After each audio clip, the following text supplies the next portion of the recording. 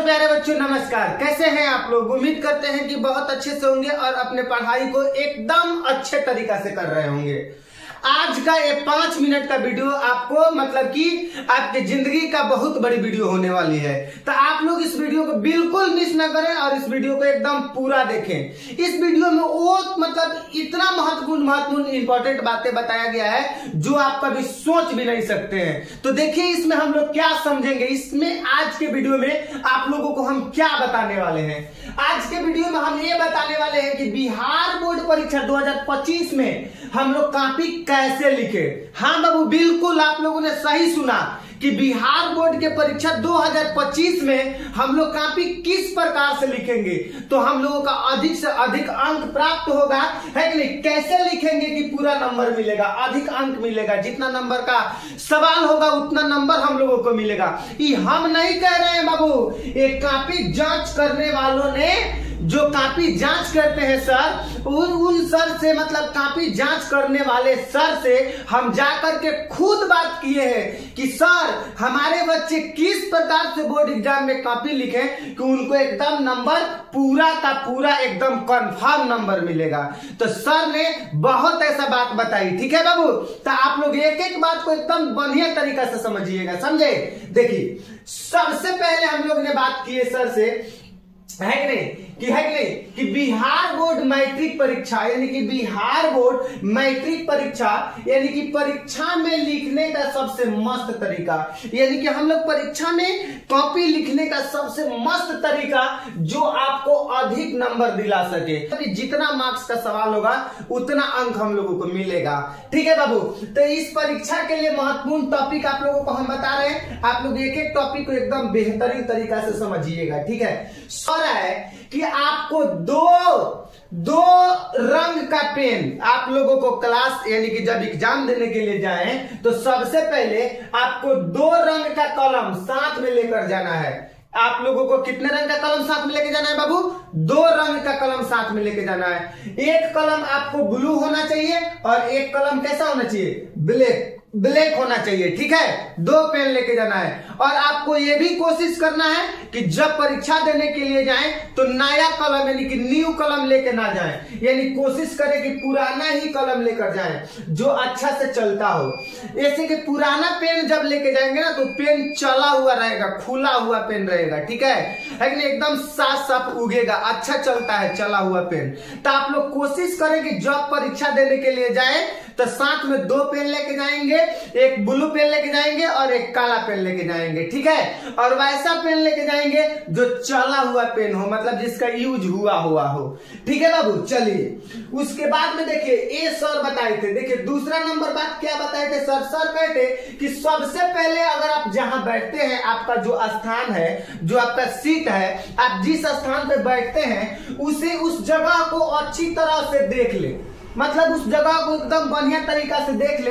Bench को अच्छी तरह से क्या करें, देख ले, ताकि कहीं बेंच में कोई चीट पुर्जा पहले से तो नहीं रखा हुआ हो।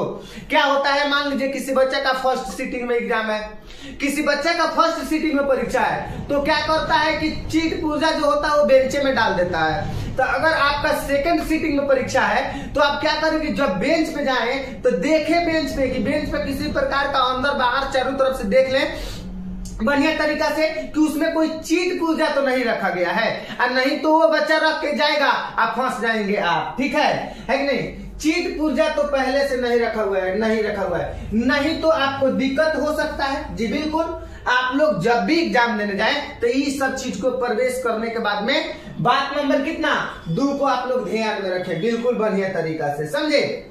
उसके बाद में देखिए बाबू हम लोग क्या समझेंगे, उसके बाद में हम लोग समझेंगे कि कॉपी मिलने के बाद सबसे पहले आपको अच्छी तरह से अपना, मतलब कि जब आपको कॉपी मिलेगा तो कॉपी मिलने के बाद में सबसे पहले आपको अपने अच्छे तरीका से आपको नाम भरना है, ठीक है, और अच्छे तरीका से रोल नंबर भरना है और अच्छे तरीका से रोल कोड भरना है।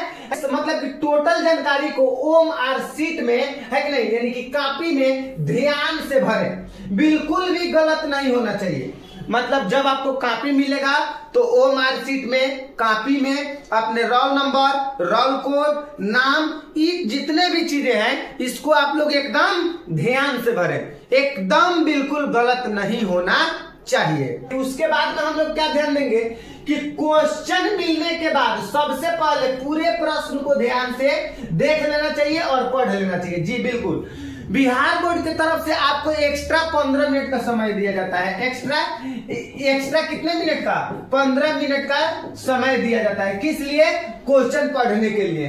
तो अगर आपको प्रश्न पत्र मिल रहा है तो आप लोगों को प्रश्न पत्र मिलने के बाद एकदम मतलब कि जल्दीबाजी में बनाना शुरू नहीं करना है।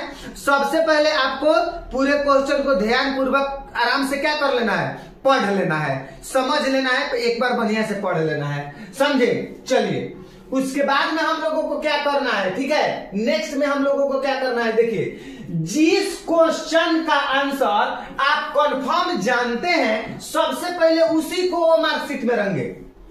मान लीजिए कि आप 1 नंबर का आंसर कंफर्म नहीं जानते हैं, अगर आप 49 नंबर या 50 नंबर का या 40 नंबर का आंसर आप जानते हैं कंफर्म, तो वो मार्कशीट में ऑब्जेक्टिव प्रश्न में आप पहले 40 नंबर को ही रंगिए।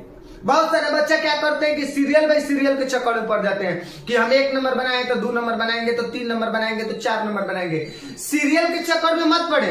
अगर आप मान लीजिए कि 1 नंबर नहीं आ रहा है आपको तो छोड़ दीजिए। अगर आप 40 नंबर पर कंफर्म है, अगर आप 25 नंबर पर कंफर्म है, तो पहले उसी को हमारे पेपर में क्या कीजिए, रंगिए।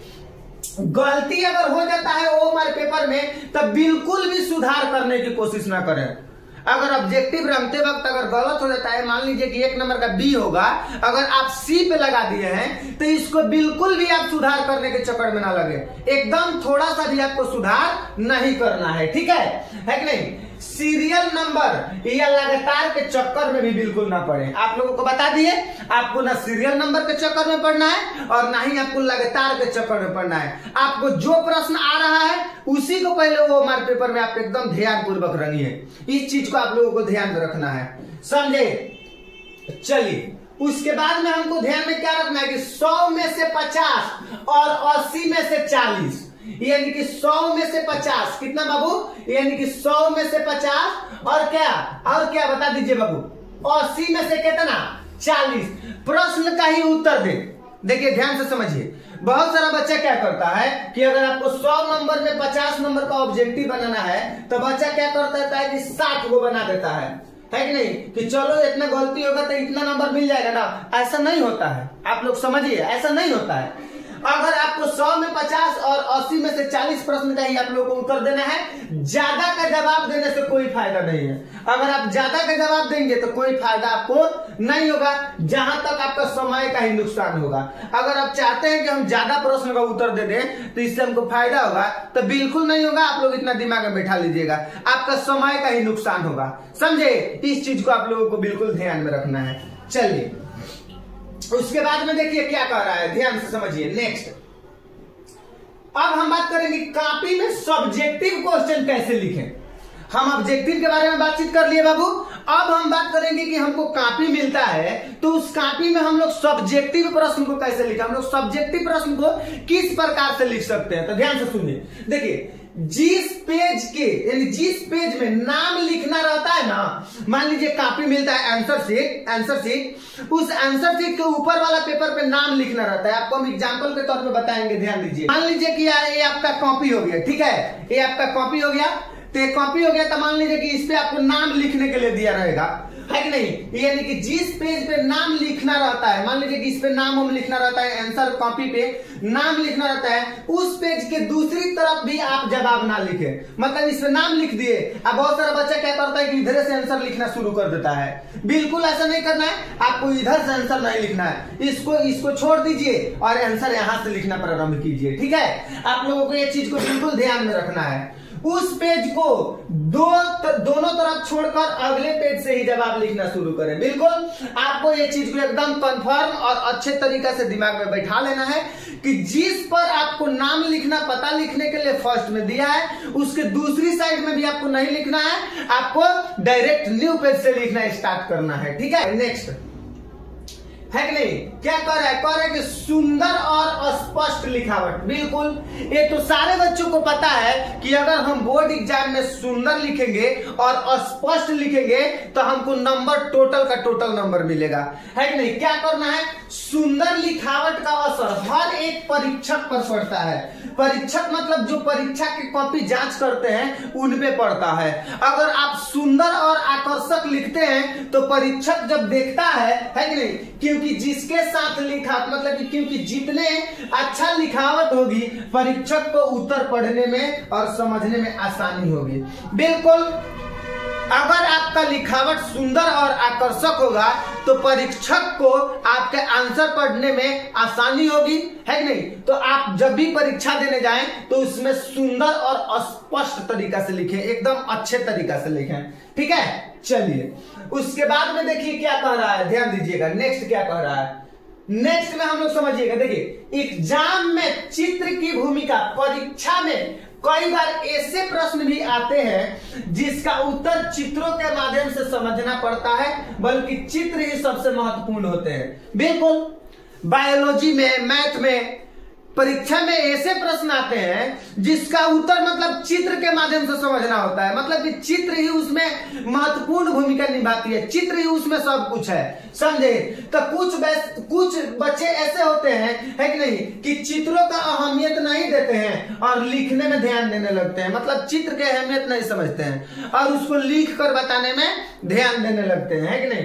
तो यहाँ क्या करते हैं कि चित्र के स्थान पर जो जगह होता है उस जगह को छोड़ देते हैं और छोड़ देने के बाद में लिखने लगते हैं, और क्या होता है, कहते हैं कि चित्र को हम अंत में कर लेंगे, इसी सब चीज में चित्र छूट जाता है। यानी कि स्पष्ट तरीका से अगर हम आपसे कहें तो आप लोगों को चित्र को बिल्कुल अच्छे तरीका से बनाना है एग्जाम में, है कि नहीं? और एकदम स्पष्ट तरीका से बनाना है, ठीक है? चलिए, उसके बाद में देखिए आगे क्या कह रहा है। नेक्स्ट हम लोग समझेंगे, ध्यान दीजिएगा। कह रहा है कि हमेशा दो प्रश्नों के बीच में, है कि नहीं, दो लाइन या एक लाइन छोड़े ताकि कॉपी जांचने वालों को अच्छी तरह से समझ आए कि कौन सी प्रश्न कहां से समाप्त हुआ है और कौन सी प्रश्न कहां से शुरू हुआ है। बिल्कुल, आप ही लोग जरा सोचिए कि मान लीजिए कि ये 10 नंबर का है, कितना नंबर का है?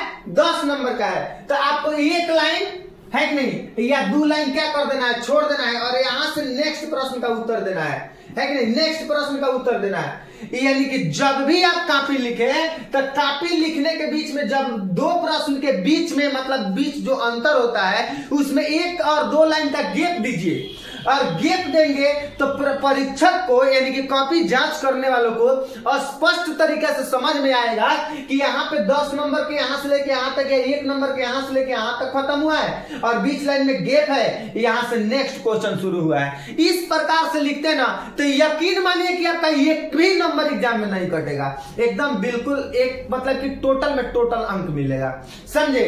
उसके बाद में देखिए हम आगे क्या बताने वाले हैं, आप लोग ध्यान से समझिएगा। देखिए क्या कह रहा है कि जो आपको लगे कि यह वाला भाग क्वेश्चन में काफी इंपॉर्टेंट है, मतलब कि जब आप उत्तर दे रहे हैं, मतलब कि जब आप प्रश्न का उत्तर लिख रहे हैं, तो अगर उस उत्तर में अगर आपको लगता है कि ये वाला भाग काफी इंपॉर्टेंट है तो उसको तुरंत आप अंडरलाइन कर दीजिए। इस प्रकार से क्या कर देना है, अंडरलाइन कर दीजिए। जानते हैं अंडरलाइन करेंगे ना तो है कि नहीं, तो कॉपी जांचने वाला का नजर डायरेक्ट उसी पे पड़ेगा।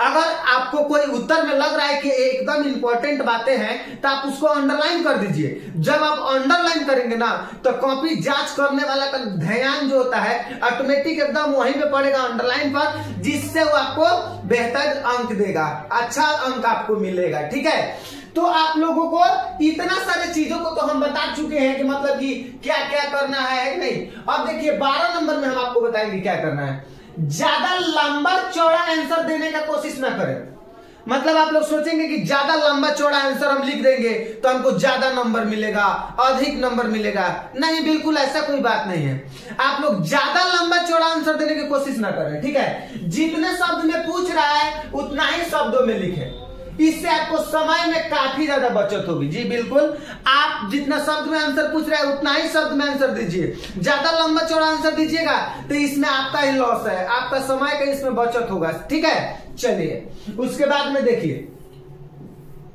नेक्स्ट हम लोग क्या समझेंगे, ठीक है। देखिए 13 नंबर में क्या कह रहा है कि और अंत में कॉपी जमा करने के पहले जब आपका लिखना पूरा क्लियर हो गया है, सब कुछ आपका कंफर्म हो चुका है, तो जब कॉपी जमा करने के पहले कॉपी को एक बार 5 मिनट समय देकर अच्छी तरीका से देख लें। एकदम कॉपी को अच्छी तरीका से देख लें, है कि नहीं, कि कहीं आपको मतलब कि कोई छूटा तो नहीं है ना। और खास करके इस बात को देखें कि आपका रोल नंबर, रोल कोड, नाम, एड्रेस, पता, इसमें किसी भी प्रकार का दिक्कत तो नहीं है। इस चीज को आपको क्या करना है, एकदम बेहतरीन तरीका से क्या करना है, समझना है।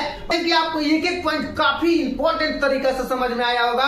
अगर इंपॉर्टेंट तरीके से समझ में आया होगा तो आप लोग यकीन में अगर इस चीज को फॉलो करते हैं ना, तो एग्जाम में आप बेहतर से बेहतर अंक प्राप्त करेंगे।